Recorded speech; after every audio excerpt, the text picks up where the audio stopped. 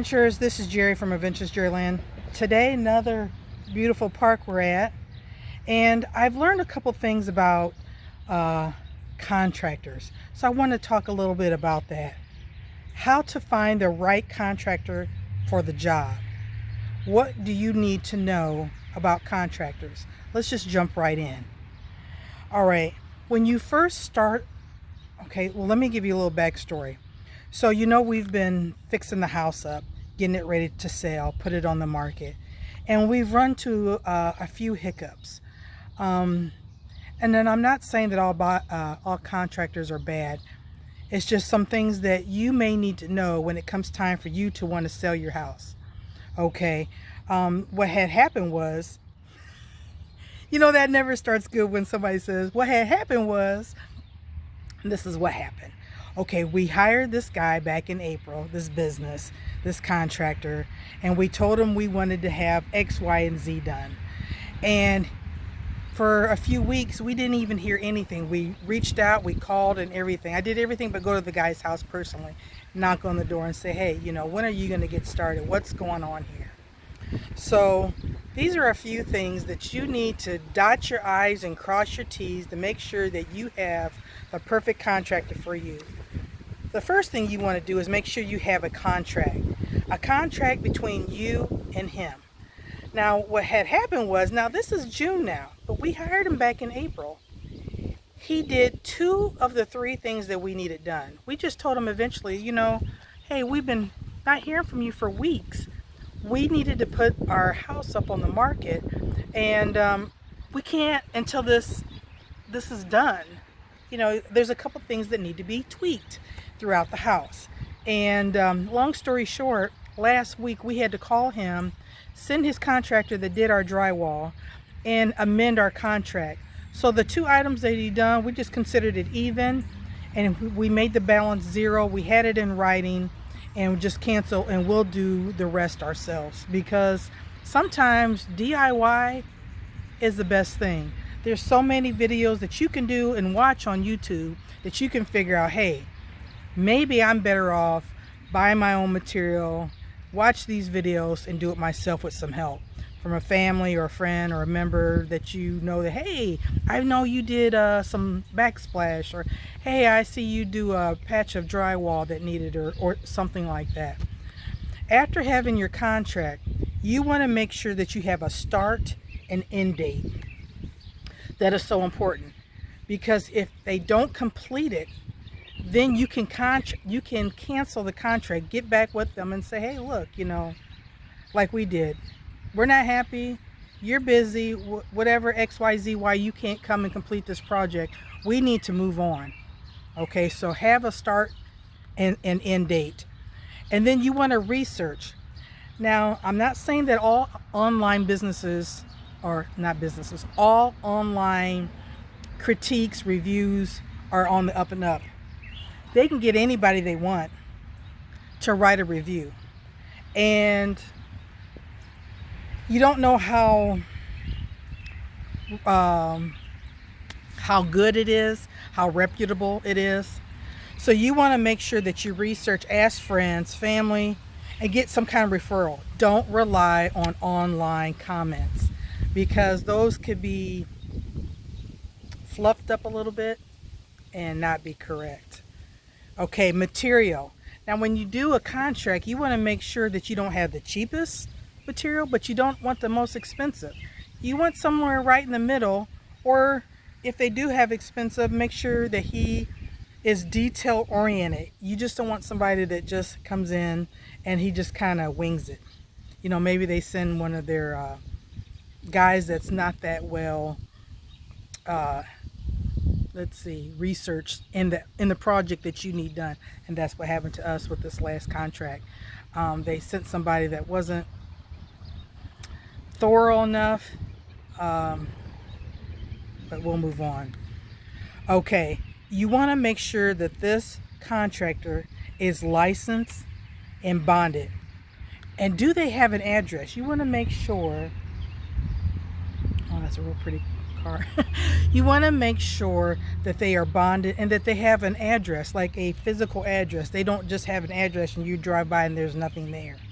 You know, you want to make sure that they are reputable and that there is, I mean, because anybody can make anything online and make it look like it's legit, you know. So you want to make sure of these things. Can you see any of their references? Can you see some of their jobs? The beginning, and it's not just pictures. He could take a picture of anything and then take a picture of when it's done and say, I did that. Well, how do I know that? See if you can have some referrals, and then you can talk and have some feedback. You know, was he on time? Did you have to hunt him down? You know, blah, blah, blah, yada, yada, yada. Okay, you want to interview several companies. You just don't want to assume that you're going through, whether you're going Google, wherever you're looking, referring from family, anywhere that you're looking. You don't want to just go and with the first guy, because you don't want to go with the cheapest and you don't want to go with the most expensive. You want to go somewhere right in the middle. Okay. And let's see, what's expensive to you? Let's see, if you get several references and you bring them out there and you show them what you need to be done, what needs to be done. Say a guy offers $6,000, another guy offers $8,000, another one it's $14,000.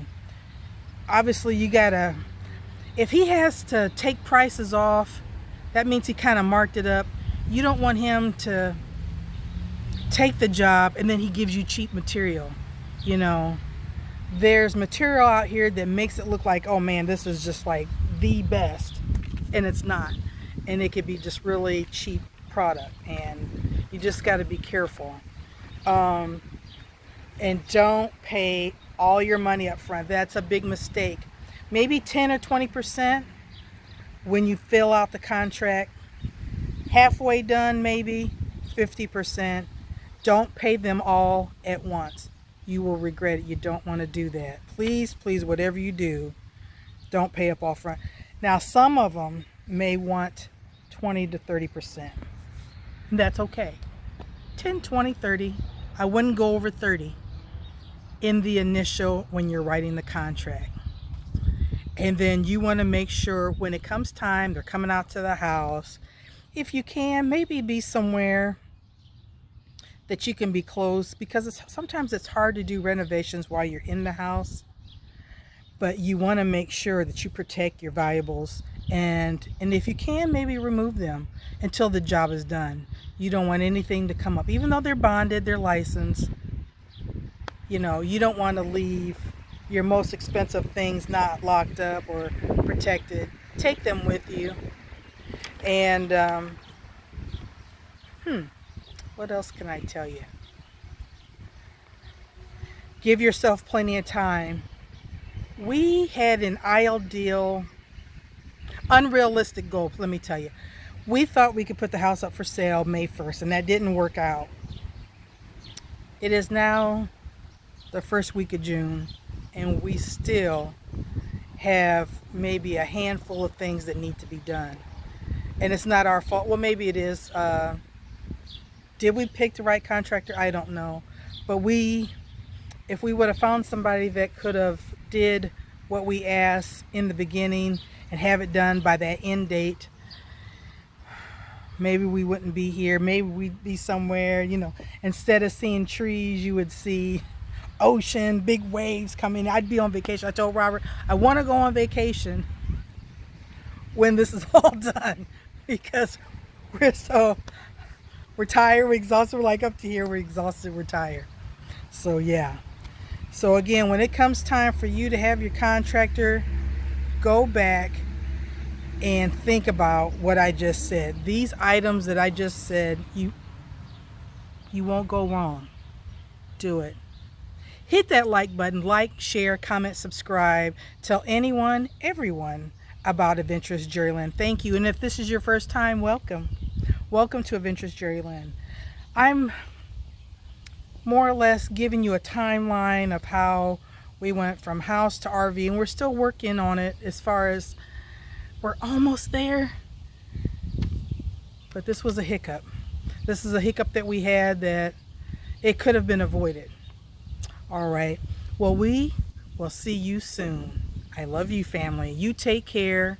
We'll see you out on the open road. Bye-bye. Bye-bye.